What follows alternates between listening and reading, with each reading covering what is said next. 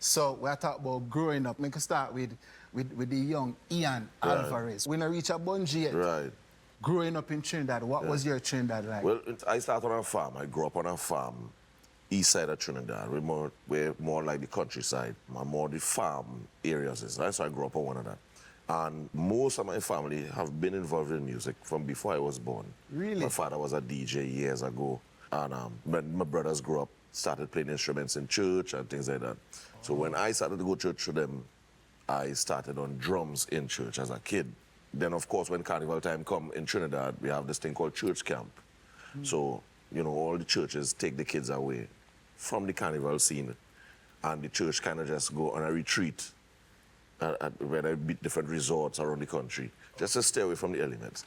So it's strange enough that being from Trinidad and Tobago, there's an isolation that happens according to what denomination you grow under, or what part of society you grow with. Because even though you live in Trinidad, and Trinidad is deemed the home of Calypso, Steel Band, and Limbo, you could actually grow in Trinidad and not be a part of that, never know nothing about it, never be part of that culture, because how it is considered, right? It's considered religious and secular. Okay, right? okay. So I grew apart from that until when I was going to school, like early, like 14, 15, 16.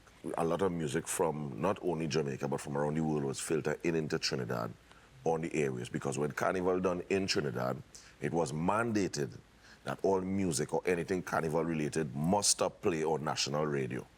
So that would stop play, tents would close, and you're being facilitated with music from around the world.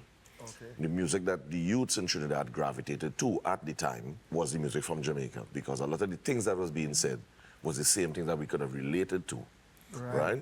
So we would be going to school in the school buses, the maxi taxis, things like that, loudspeakers, and we learning these songs word for words as kids. Yeah. And my skill and my style started developing from there.